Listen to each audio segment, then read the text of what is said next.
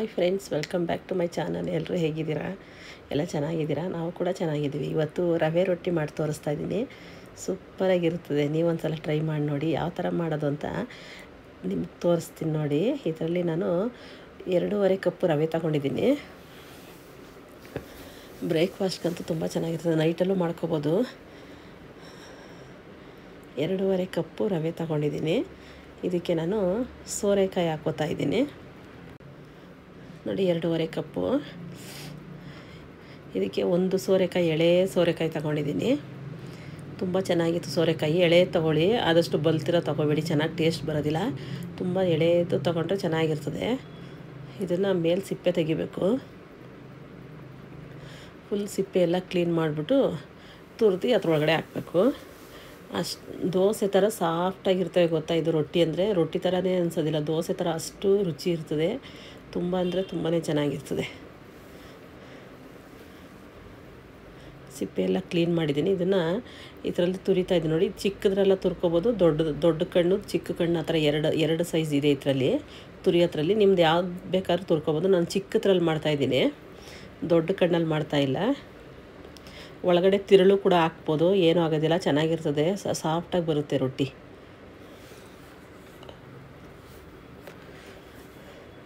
ಕೈ ಹುಷಾರಾಗಿ ನೋಡ್ಕೋಬೇಕು. ಕೈ ತುರಿಬೇಕಾದ್ರೆ ತುಂಬ ಅದು ಶಾರ್ಪ್ ಇದ್ದರೆ ಕೈಗೆ ಏಟಾಗುತ್ತೆ ನೋಡಿ. ಈ ಥರ ಬರುತ್ತೆ ಚಿಕ್ಕದಾಗಿದ್ರೆ. ಸ್ವಲ್ಪ ನಿಧಾನ ಮಾಡ್ಕೋಬೇಕು ಇದನ್ನು, ಇಲ್ಲಾಂದರೆ ಕೈಗೆ ಏಟಾಗುತ್ತೆ, ಬೆರಳಿಗೆಲ್ಲ ಏಟಾಗುತ್ತೆ ತುರಿಬೇಕಾದ್ರೆ.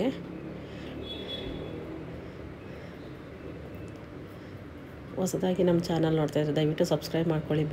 ಬೆಲ್ ಬಟನನ್ನು ಪ್ರೆಸ್ ಮಾಡಿ, ಆಗ ನಾವು ಹಾಕುವಂತಹ ವಿಡಿಯೋ ಫಸ್ಟ್ ನೀವೇ ನೋಡಬಹುದು. ಅಂದರೆ ಪೂರ್ತಿಯಾಗಿ ವಿಡಿಯೋ ನೋಡಿ ಪ್ಲೀಸ್, ಎಲ್ಲ ಸ್ಕಿಪ್ ಮಾಡೋಕ್ಕೆ ಹೋಗಬೇಡಿ ನೋಡಿ. ಒಂದು ಸೋರೆಕಾಯಿಗೆ ಇಷ್ಟು ಬಂದಿದೆ ನೋಡಿ. ಇದರಲ್ಲಿ ನಾವು ಇಡ್ಲಿನೂ ಮಾಡ್ಬೋದು, ಸೋರೆಕಾಯಿ ಇಡ್ಲಿನೂ ಮಾಡ್ಬೋದು. ಅದು ಒಂದು ದಿವಸ ನಾನು ವಿಡಿಯೋ ಮಾಡಿ ಹಾಕ್ತೀನಿ ಅದನ್ನು. ಸೇಮ್ ಇದೇ ಮೆಥಡು. ರವೆ ಹಾಕಿ ಸೋರೆಕಾಯಿ ತುರಿದ್ಬಿಟ್ಟು ಅದಕ್ಕೆ ಮಸಾಲೆ ಹಾಕ್ಬಿಟ್ಟು ಉಂಡೆ ಕಟ್ಟಿ ಇಡ್ಲಿ ಪಾತ್ರೆಯಲ್ಲಿ ಇಡೋದು. ತುಂಬ ಚೆನ್ನಾಗಿರ್ತದೆ ಅದು. ಇದಕ್ಕೆ ಕೊತ್ತಂಬರಿ ಸೊಪ್ಪು ಹಾಕ್ಕೋತಾ ಇದ್ದೀನಿ. 1 ಸ್ಪೂನ್ ಜೀರಿಗೆ. ಸರಿ ನಾನು ಅಕ್ಕಿ ರೊಟ್ಟಿಗೆ ಮಿಕ್ಸ್ ಮಾಡಿದೆ.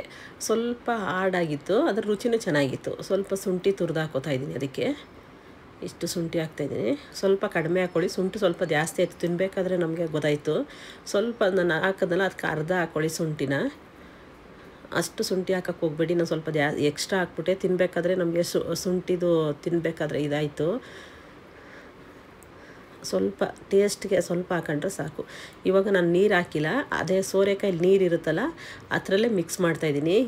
ಅದು ಮಿಕ್ಸ್ ಮಾಡಿಬಿಟ್ಟು ಬೇಕಿದ್ದರೆ ಇನ್ನು ಸ್ವಲ್ಪ ನೀರು ಸೇರಿಸ್ಕೋಬೋದು. ಫಸ್ಟೇ ನೀರು ಹಾಕೋಕ್ಕೆ ಹೋಗಬೇಡಿ ನೋಡಿ. ಸ್ವಲ್ಪ ನೀರು ಚುಮುಕ್ಸ್ಕೋಬೇಕು ಈ ಥರ. ಜಾಸ್ತಿ ನೀರು ಹಾಕಿದ್ರೆ ತೆಳ್ಳಗೆ ಹೋಗುತ್ತೆ.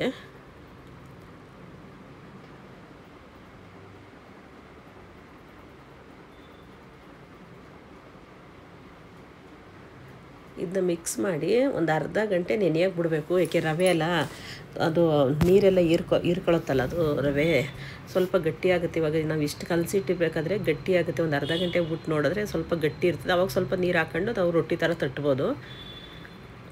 ನೆನೆಯೋಕೆ ಬಿಡಬೇಕು. ಇದನ್ನು ನೆಂದಷ್ಟು ಫುಲ್ ಸಾಫ್ಟ್ ಆಗುತ್ತೆ.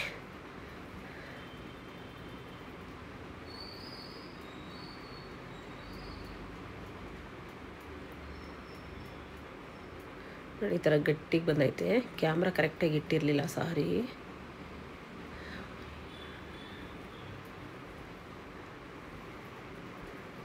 ಅರ್ಧ ಗಂಟೆ ನೆನೆಸಾಗ್ಬಿಟ್ಟಿದೆ. ಇವಾಗ ಅರ್ಧ ಗಂಟೆ ನೆಂದಾದ್ಮೇಲೆ ಸ್ವಲ್ಪ ಗಟ್ಟಿಯಾಗಿತ್ತು ಅದಿಟ್ಟು. ಅದಕ್ಕೆ ಇನ್ನು ಸ್ವಲ್ಪ ನೀರು ಹಾಕ್ಕೊಂಡು ಸ್ವಲ್ಪ ತೆಳು ಮಾಡಿಕೊಂಡೆ. ಆವಾಗ ರೊಟ್ಟಿ ತಟ್ಟಕ್ಕೆ ಕರೆಕ್ಟಾಗಿ ಬರುತ್ತೆ. ಇವಾಗ ನೋಡಿ ಅರ್ಧ ಗಂಟೆ ಆಯಿತು. ಈಗ ಒಂದು ಬಟರ್ ಪೇಪರ್ ತಗೊಂಡಿದ್ದೀನಿ. ಬಟರ್ ಪೇಪರ್ಗೆ ಸ್ವಲ್ಪ ಎಣ್ಣೆ ಫಸ್ಟ್ ಸವರ್ಕೋಬೇಕು. ಬಟರ್ ಪೇಪರ್ ಅಂಗಡಿಲೆಲ್ಲ ಸಿಗುತ್ತೆ. ಇಲ್ಲಾಂದರೆ ಬಾಳೆ ಎಲೆ ಇರ್ತದಲ್ಲ ಆ ಥರಲ್ಲಾದರೂ ತಟ್ಬೋದು. ಬಾಳೆ ಎಲೆಯಲ್ಲೂ ಚೆನ್ನಾಗಿ ಬರುತ್ತೆ. ಬಾಳೆ ಎಲೆ ಇರಲಿಲ್ಲ, ಅದಕ್ಕೆ ನಾನು ಬಟರ್ ಪೇಪರನ್ನು ತಂದು ಇಟ್ಕೊಂಡಿದ್ದೀವಿ. ರೊಟ್ಟಿ ಮಾಡಿದಾಗೆಲ್ಲ ಯೂಸ್ ಆಗುತ್ತೆ ಅಂತ.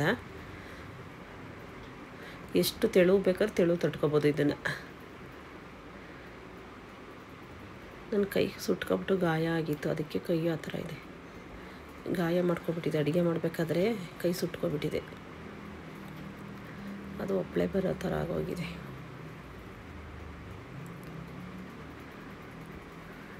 ಎಷ್ಟು ಅಗಲ ಬೇಕಾದ್ರೆ ದಪ್ಪ ಮಾಡ್ಕೋಬಾರ್ದು, ಸ್ವಲ್ಪ ತೆಳುವಾಗಿದ್ದರೆ ತಿನ್ನಬೇಕಾದ್ರೆ ಸಾಫ್ಟಾಗಿರ್ತದೆ, ತಿನ್ನಬೇಕಿಲ್ಲ. ದಪ್ಪ ಆದರೆ ಅಗಿಬೇಕಾಗುತ್ತೆ ಅದನ್ನು.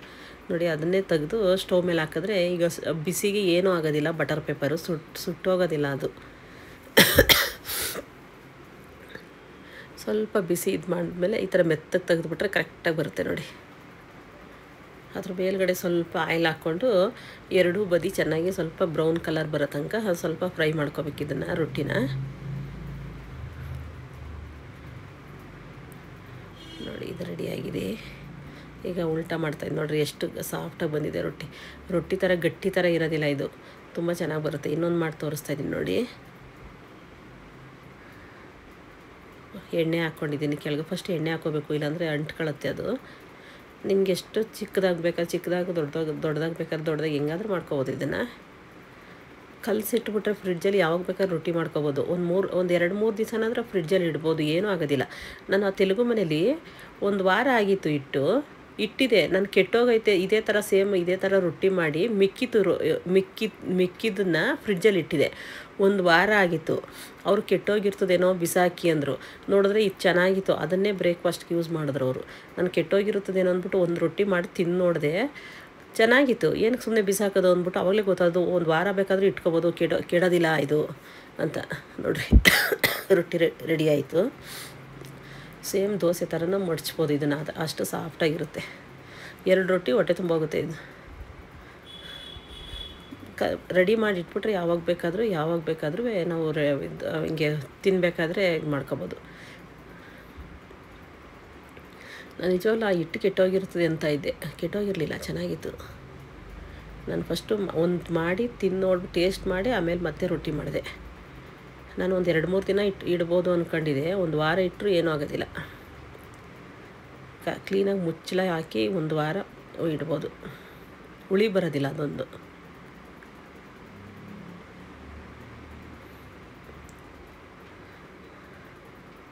ಅದು ಸರಿ ಬರಲಿಲ್ಲ, ಅದಕ್ಕೆ ತೆಗೆದುಬಿಟ್ಟೆ, ಮತ್ತೆ ಇನ್ನೊಂದು ಬೇರೆ ಹಾಕಿದ್ದೀನಿ.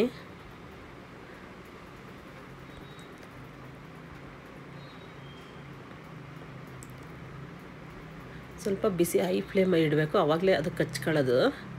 ನಾನು ಅದು ಹೈ ಫ್ಲೇಮ್ ಇಲ್ಲ, ಸಿಮ್ಮಲ್ಲಿ ಇಟ್ಟಿದ್ನಲ್ಲ 2ನೇ ಸೆಕೆಂಡ್ನೇದು, ಅದಕ್ಕೆ ಅದು ಮೇಲೆ ಬಂದ್ಬಿಡ್ತು. ಅದಕ್ಕೆ ಅದನ್ನು ತೆಗೆದ್ಬಿಟ್ಟು ಇದು 3ನೇದು ಹಾಕಿದ್ದೀನಿ. ಚೆನ್ನಾಗಿ ತವ ಕಾದಿರಬೇಕು, ಆವಾಗ ಸ್ವಲ್ಪ ಚೆನ್ನಾಗಿ ಅಂಟ್ಕೊಳ್ಳುತ್ತೆ. ರೊಟ್ಟಿ ಹಾಕಿದ ತಕ್ಷಣ ನಾವು ಸಿಮ್ಮಲ್ಲಿ ಇಟ್ಕೊಂಡು ಮಾಡಿದ್ರೆ ಬೇಗ ಆಗೋದಿಲ್ಲ ಅದು.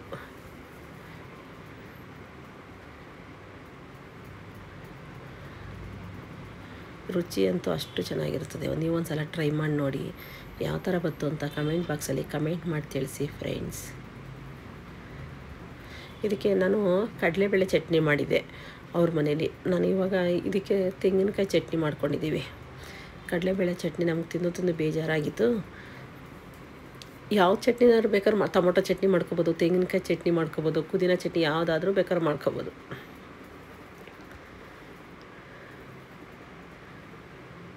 ನೋಡಿ, ರೊಟ್ಟಿ ರೆಡಿ ಆಯಿತು. ಇನ್ನೂ ಒಂದು ಹಾಕ್ತಾಯಿದ್ದೀನಿ.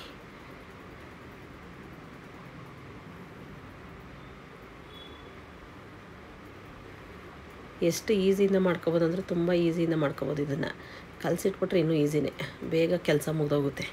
ಬ್ರೇಕ್ಫಾಸ್ಟ್ ರಾತ್ರಿನೇ ರೆಡಿ ಮಾಡಿ ಇಟ್ಬಿಟ್ರೆ ಬೆಳಗ್ಗೆ ಬ್ರೇಕ್ಫಾಸ್ಟ್ ಮಾಡಿಕೊಟ್ಬಿಡ್ಬೋದು ಬೇಗ.